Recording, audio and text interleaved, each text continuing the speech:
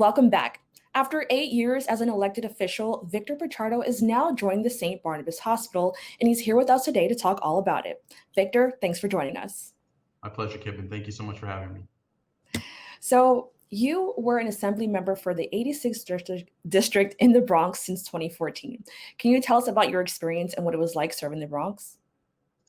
Well, again, thank you so much for this opportunity. I think in this new capacity, I continue to serve my home borough. But in 8 years as an elected official, I met a lot of interesting individuals.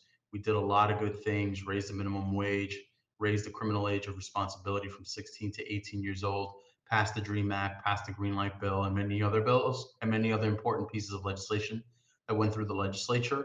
But 8 years is a good time. But more importantly, I think I do believe in the idea of a citizen legislature, which means that folks should serve for a time and then eventually either step aside or step away and allow others for the community to step up and take up the mantle of public service. So now you'll be serving the Bronx in a new way as Vice President for Community and Government Affairs for St. Barnabas Hospital. Why did you decide to make this move? A couple things. I think that 8 years is a good time to serve in any elected official capacity. That's just my own personal preference. Secondly, this was a great opportunity. I think St. Barnabas is in a really good position to not only continue to be an anchor institution here in the borough, but to continue to be an example for other healthcare institutions across the state and across this country. And just to be part of this dynamic, incredibly interesting, and very important institution, I could not turn down this opportunity. But more importantly, I know that many of my colleagues who continue to serve here in the borough, whether it's the speaker, Carl Hastie, whether it's the chair of the Democratic Party, Jamal Bailey, and many of my colleagues in the New York State Assembly, they will continue to do the important work that needs to get done, not only for many of our constituents and Bronxites, but also for many New Yorkers across the state, in order for the work that needs to happen and continues to happen. And then can you just walk us through the moment where you decided, because there could have been like many other paths you've taken, can you walk us through that moment when you decided this was a path that you wanted to take? It really just came down to several conversations with the president of St. Barnabas, Dr. David Pearlstein. There was a lot of opportunities that, I may have decided to pursue. But one of the things I really wanted to do is when I decided to leave public service and public office was that I wanted to continue to serve in some capacity. And working here at St. Barnabas allows me to do that in a different capacity, obviously, but more importantly, to continue to improve the healthcare outcomes here in the Bronx, provide services and resources to Bronxites across the borough. But more importantly, just continue to have that mantle of service, which is incredibly important to me. But then also, really, it was just the idea that, public service is a personal sacrifice, but also it's a sacrifice in terms of spending time with your family. I have two young girls, one's 9 years old, one just turned a year old a week ago. And I know what the sacrifice it is to spend time away and not be around your kids for a long time. And I decided that for me, it was very important to spend more time with my kids and with my wife and my family and be able to have the opportunity to serve. And again, St. Barnabas provided me that perfect opportunity to do both.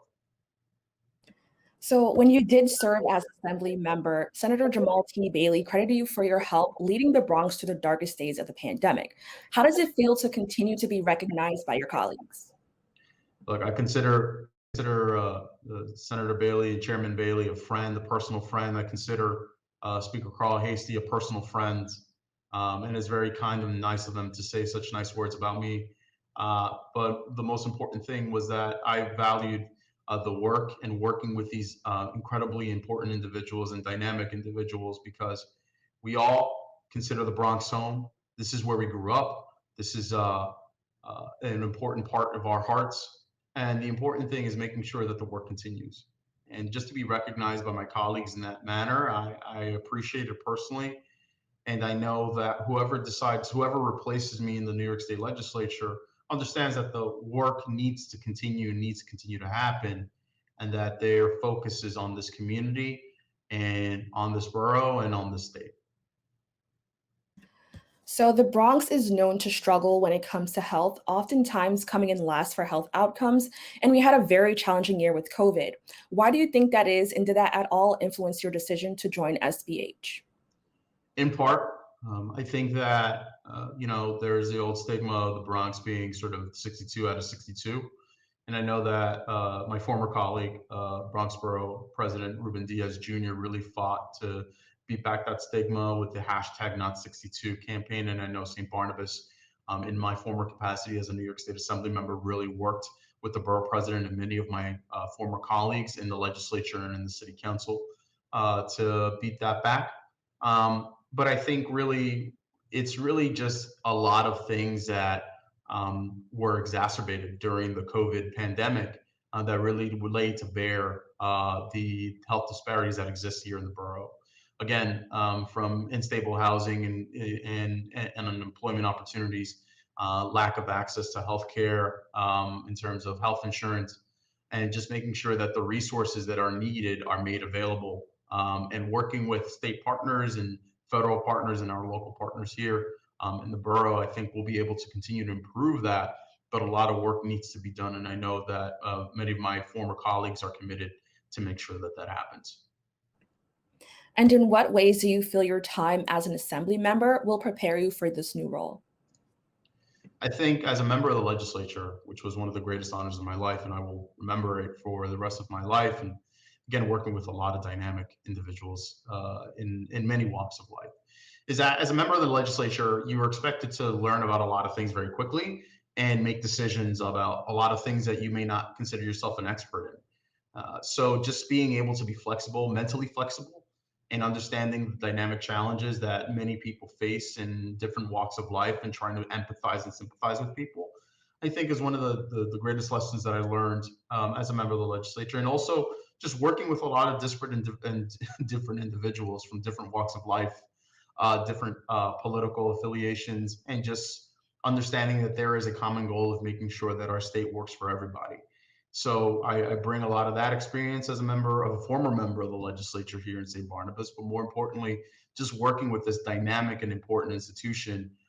It's going to be an honor to serve in this capacity, and I look forward to having my imprint, but more importantly, working with a lot of dedicated individuals from St. Barnabas and a lot of healthcare heroes that served during the pandemic in my new capacity now. As you leave the world of politics, can you just express your thoughts on the state of the government?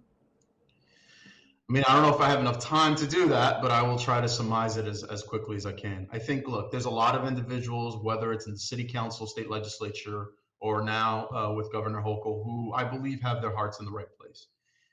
We are flawed, we are human, we make mistakes, but we try to do what we can with the information that we find in front of us. And we tried again to serve the best interests of New Yorkers across the state, whether it's here in the Bronx or in Buffalo or in Ronkonkoma or anywhere in between.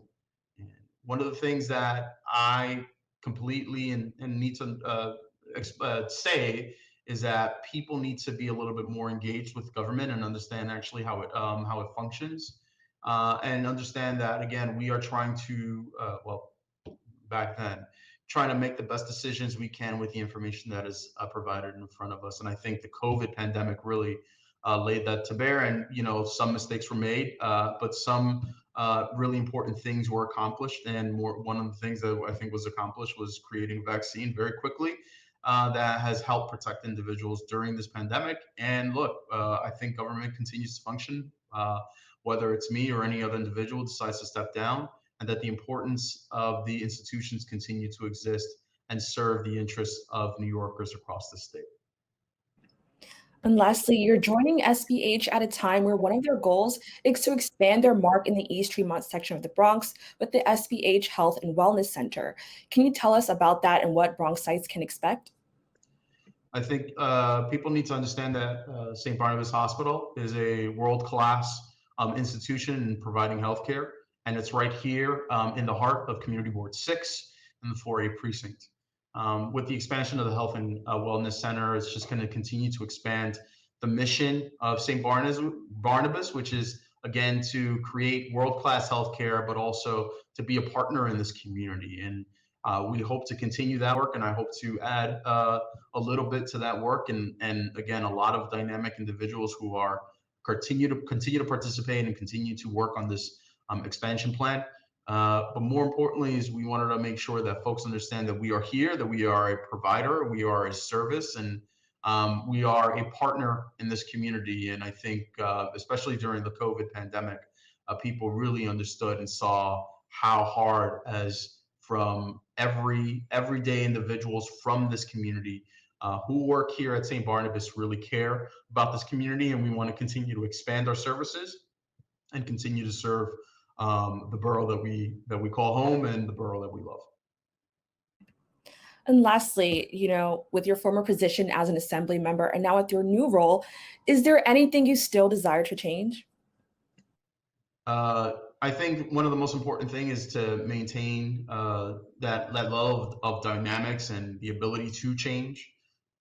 Like my time in office, I will remember it fondly and forever. It was a lot of hard work. There was a lot of sacrifice, both personal and professional. And I look forward to this new chapter in my life professionally, and given the ability to serve.